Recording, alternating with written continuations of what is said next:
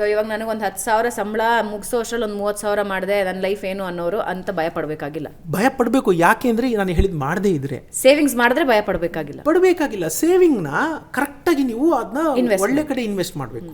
Again ಅಲ್ಲಿ 100 ಥರದ್ದಿದೆ. ಅಲ್ಲಿ ಇನ್ನೊಂದು ಹೇಳ್ಬಿಡ್ತೀನಿ, ಮ್ಯೂಚುವಲ್ ಫಂಡಲ್ಲಿ ಏನಾಗುತ್ತೆ, ಎಕ್ಸ್ಪಾನ್ಸ್ ರೇಷಿಯೋ ಅಂತ ಇರುತ್ತೆ. ಅಲ್ಲಿ ದಲಾಳಿ ಸಂಸ್ಥೆಗಳು ಬಹಳಷ್ಟು ಇರುತ್ತೆ. 1% ಕಡಿಮೆ ಎಕ್ಸ್ಪಾನ್ಸ್ ರೇಷಿಯೋ ಇದ್ದರೆ ಅದನ್ನು ಹೂಡಿಕೆ ಮಾಡಿ. ಅದರಲ್ಲಿ ಅದು ನಾನು ಅದಕ್ಕೆ ಹೇಳೋದು ಯಾವತ್ತೂ ಅಷ್ಟೇ. ಈಗ ನನಗೆ ಒಂದು ಸಣ್ಣ ನೆಗಡಿನೋ ಕೆಮ್ಮು ಬಂದರೆ ಡೋಲೋ 650 ತಗೊಳ್ಳೋ ಅಂದ್ಬಿಡ್ತಾರೆ ಜನ. ಈಗ ಮೆಡಿಕಲ್ ಶಾಪಲ್ಲೂ ಏನು ಪ್ರಿಸ್ಕ್ರಿಪ್ಷನ್ ಬೇಡ ಕೊಡ್ತಾರೆ, ತಿನ್ಬಿಡ್ತೀನಿ, ತಲೆನೋವು ಹೋಗ್ಬಿಡುತ್ತೆ. ನಿಮ್ಮ ಸಮಸ್ಯೆ ಅಷ್ಟೇ ಆಗಿದ್ರೆ ತೊಂದರೆ ಇಲ್ಲ. ಆದರೆ ನಿಮಗೆ ದೊಡ್ಡ ಜ್ವರ ಬಂತು, ನೆಗಡಿ ಬಂತು, ವಾರಗಟ್ಟಲೆ ಹೋಗಿಲ್ಲ ಅಂದರೆ ಏನು ಮಾಡ್ತೀರಾ? ಡಾಕ್ಟರ್ ಹತ್ರ ಹೋಗ್ತಿರಲ್ವಾ? ಅದಕ್ಕೆ ಅಂತ ಆತ ಓದಿ ಕೂತಿದ್ದಾನೆ ಅಲ್ವಾ? You respect a doctor. ನಮ್ಮಲ್ಲಿ ನಮ್ಮ ದೇಶದಲ್ಲಿ ಇನ್ನೊಂದು ಅತ್ಯಂತ ಇಂಪಾರ್ಟೆಂಟ್ ತಿಳ್ಕೊಬೇಕಾಗಿರೋದಂದರೆ, ನಾವು ಹಣಕಾಸು ತಜ್ಞರನ್ನ ಭೇಟಿ ಮಾಡೋದೇ ಇಲ್ಲ. ನನಗೆ ಎಲ್ಲ ಗೊತ್ತು ಅಂತ. ಎಸ್ಪೆಷಲಿ ಸಾಫ್ಟ್ವೇರ್ ಇಂಜಿನಿಯರ್ಸ್ ಅವ್ರು ಯಾರು ಏನು ಗೊತ್ತಾ, ನನಗೆ ಗೊತ್ತು, ಎಲ್ಲ ಆನ್ಲೈನಲ್ಲಿ ನೋಡಿ ನೋಡಿ ನೋಡಿ ಹಾಕೊಂಡ್ಬಿಡ್ತಾರೆ. ಆಮೇಲೆ ಇವತ್ತು ರೀಲ್ಸ್ ಜಗತ್ತು. ರೀಲಲ್ಲಿ ಯಾರೋ 10 ಜನ ಬಂದು ಹೇಳ್ತಿರ್ತಾರೆ, ಇದು ಹಿಂಗೆ ಮಾಡಿ SWP ಸಿಸ್ಟಮ್ಯಾಟಿಕ್ ವಿತ್ಡ್ರಾಲ್ ಪ್ಲ್ಯಾನ್ 10 ವರ್ಷ ಆದ ನಂತರ ಹಿಂಗಿರುತ್ತೆ, ಭಾರಿ ಖುಷಿ, ಎಲ್ಲರೂ ಹೋಗಿ ಇನ್ವೆಸ್ಟ್ ಮಾಡ್ತಾರೆ. ಆ ಥರ ಅಲ್ಲ. ನೀವು ಸೆಲ್ಫ್ ಮೆಡಿಕೇಷನ್ ಎಷ್ಟು ತಪ್ಪು ಅಂತ ಹೇಳ್ತಾರೆ ನೋಡಿ. ನನಗೆ ಟೈಫಾಯ್ಡ್ ಬಂದಿದೆಯೋ ಏನಾಗಿದೆಯೋ ನನಗೆ ಗೊತ್ತಿಲ್ಲ. ನೀವು ಅದು ಅನಲೈಸ್ ಮಾಡಬೇಕು ಕೇಸ್ ಟು ಕೇಸ್. ನಿಮ್ಗೇನು ಇಲ್ಲದೆ ಅದು ಸಾಧಾರಣ ಶೀತ ನೆಗಡಿನೇ ಇರ್ಬೋದು, ನಂಗೆ ಗೊತ್ತಿಲ್ಲ.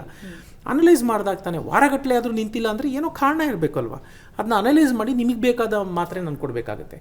ಹಾಗೆ ಹೇಗೆ ನಾವು ವೈದ್ಯರ ಬಳಿ ಹೋಗ್ತೀವಿ, ಹಾಗೆ ಇದು ಕೂಡ ನಮ್ಮಲ್ಲಿ ಏನು ಮಾಡ್ತೀವಿ ನೋಡಿ, ನಾವು ಒಂದು ಜಾಗ ತೊಗೊಂಡ್ರೆ ಮನೆ ಕಟ್ಟೆ ಗುದ್ಲಿ ಪೂಜೆ ಅಂತ ಹೋಗಿ ಟೈಮ್ ಕೇಳ್ತೀವಿ. ಇನ್ನೊಂದು ಮಾಡ್ತೀವಿ, ಮನೆ ಮುಂದೆ ಬರೋ ಟೊಮೊಟೊ ಹಣ್ಣನ್ನು 10 ಸರಿ ಮುಟ್ಟಿ 10 ರೂಪಾಯಿ ದಿನ ಚೆನ್ನಾಗಿಲ್ಲಪ್ಪ ಅಂತ ಬೀಳ್ತೀವಿ. ಇಂಥ ದೊಡ್ಡ ದೊಡ್ಡ ಡಿಸಿಷನ್ನ ಯಾರನ್ನೂ ಕೇಳೋದೇ ಇಲ್ಲ, ಏಕ್ದಮ್ ನಾವೇ ಮಾಡಿಬಿಡ್ತೀವಿ. ನಮಗೆಲ್ಲ ಗೊತ್ತು. ನಾನು ನಿಮ್ಗೆ ಹೇಳ್ತಾ ಇದ್ದೀನಿ, ಜಾಗತಿಕ ಮಟ್ಟದಲ್ಲಿ 3% ಕೂಡ ಇಲ್ಲ ಏನು ಹಣಕಾಸು ಸಾಕ್ಷರತೆ ಇಲ್ಲ.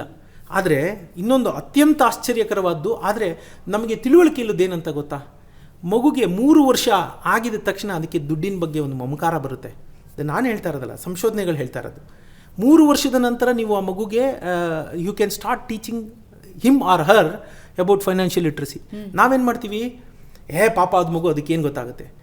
ನಿಮ್ಗೆ ಯಾಕೆ ಅದ್ರ ಚಿಂತೆ? ಅದಕ್ಕೇನು ಗೊತ್ತಾಗುತ್ತೆ? ಅದಕ್ಕೇನು ಗ್ರಹಿಕೆ ಇರುತ್ತೆ, ಅದು ಅರ್ಥ ಮಾಡ್ಕೊಳ್ಳುತ್ತೆ. ನೀವು ಹೇಳೋದು ಊದೋ ಶಂಕ ಊದು ಅಂತ ಹೇಳ್ತಾರಲ್ಲ ನಮ್ಮಲ್ಲಿ, ನೀವು ಹೇಳಿ, ಅದಕ್ಕೆ ಅರ್ಥ ಆಗುತ್ತೆ. ನಿಮ್ಗೆ ಇನ್ನೂ ಒಂದು ವಿಚಿತ್ರ ಅನ್ನಿಸ್ಬೋದು, ಅಯ್ಯೋ ಹೀಗೂ ಉಂಟಾ ಅನ್ನಿಸ್ಬೋದು. ತಾಯಿ ಗರ್ಭದಲ್ಲಿರ್ಬೇಕಾದ್ರೆ ಮಗುಗೆ ತನ್ನ ಸೋಷಿಯೋ ಎಕನಾಮಿಕ್ ಸ್ಟೇಟಸ್ ಗೊತ್ತಾಗುತ್ತಂತೆ. ನಾನು ಶ್ರೀಮಂತರ ಮನೇಲಿ ಹುಡ್ತಾ ಇದ್ದೀನಾ, ಬಡವ್ರ ಮನೇಲಿ ಹುಡ್ತಾ ಇದ್ದೀನಾ, ಮಗುಗೆ ಗೊತ್ತಾಗ್ಬಿಡುತ್ತೆ.